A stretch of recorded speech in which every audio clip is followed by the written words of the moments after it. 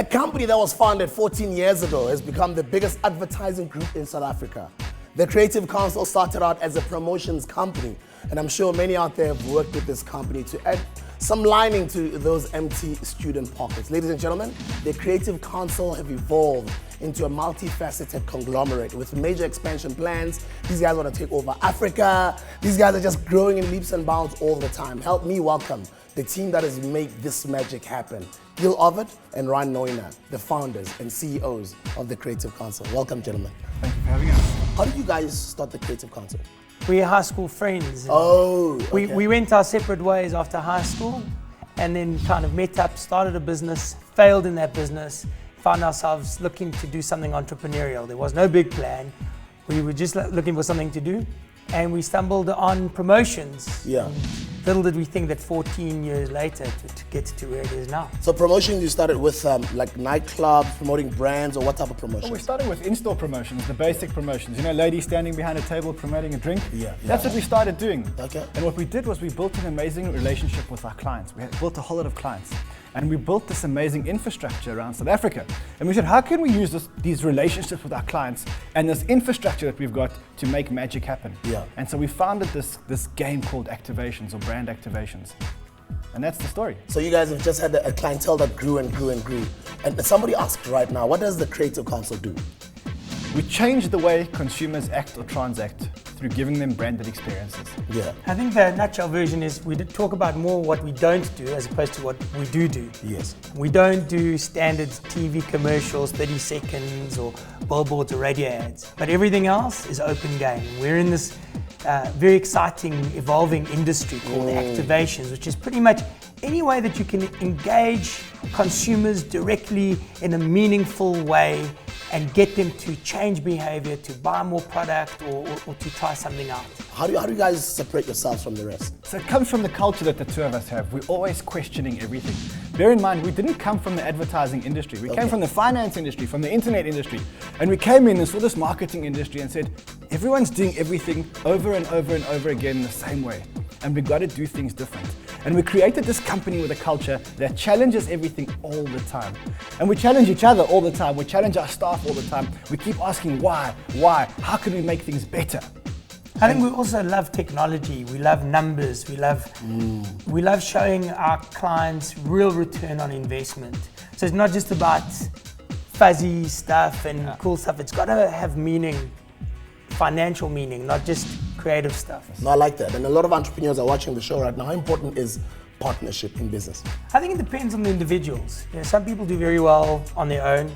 Others do well with partnerships. I think if you do go into a partnership, I think the most important thing is trust. You need to know that you can rely on that person when the going gets tough. It's easy when things are good, but things are challenging. When things are bad, that's when you look to your partner to get some support and to get some strength. For me personally, I think it's worked well, but some people are like lone wolves and they like to go it alone. You need to make sure that your partner's got the same values as you have, because making money in a partnership is easy, but when things go bad, you've got to make sure that you share common values and that your fundamentals, your foundations are the same. How do you know when you've conquered the market or when you want to grow into the rest of the continent? Why now? So in the past, our business was based mainly on people. And we realized that you can't rely on a business that's based on people to grow into Africa, because people don't want to go to Africa. People go live in Africa for a year or two and then they want to come back home. And then we started building systems. Oh, by the way, home is, you mean? Home is. It's still Africa. Home is South Africa. Oh, you mean South Africa? Home is South Africa. And so we started to develop systems to manage our business. And from the time we started to develop systems to manage our business, it was a game changer, because we can send those systems into Africa to help them manage activations or to create amazing activations.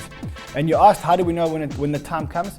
All our clients said to us, you've got this amazing thing in South Africa. Why don't you take this thing and go and uplift the rest of the continent? And that's exactly our model.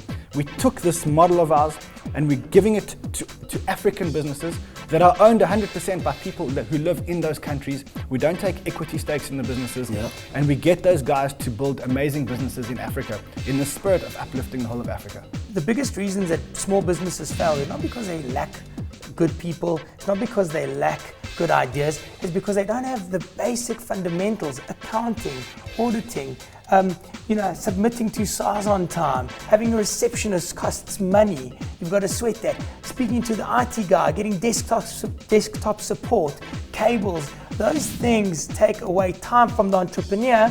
That focus should be spent on focusing on growing the business instead of these small little things. So that's where we assist. We look to give them housing, support, infrastructure, and guidance. The first advice that I'd like for you guys to give is to entrepreneurs that are currently in the business, that want to grow their businesses. The second advice I want you guys to give is to younger guys who are probably either students right now or they're probably doing a 9-to-5 that love to venture into business. Let's start with the entrepreneurs. I'm going to start with the second piece of advice. Okay, yeah. And this is based on all the entrepreneurs that I mentor. And a lot of them say to me, we're entrepreneurs. And I ask them, so what do you do? Well, I work in a full-time job. Well, then you're not an entrepreneur. Because if you're an entrepreneur, you've got to give up your full-time job and you've got to take a chance. So my advice to guys that want to become entrepreneurs and who want to be like us and go on the same journey that we went on is get out of your full-time job while you're young. Get out of your full-time job as soon as you can and become an entrepreneur. Even if you don't have an idea, just get out there and put yourself out there and make yourself an entrepreneur. And the rest of the journey will take care of itself. But don't sit in a full-time job and pretend that you're going to be an entrepreneur one day, because it catches you. It's going to keep you in the nest and you're never ever going to leave.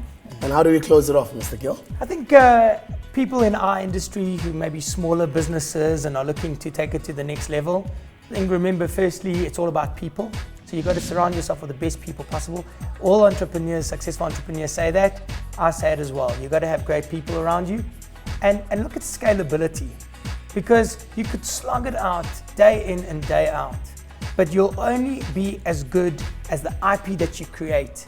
So scalability in terms of systems and processes. And if you embrace technology, you can leapfrog from the other competition.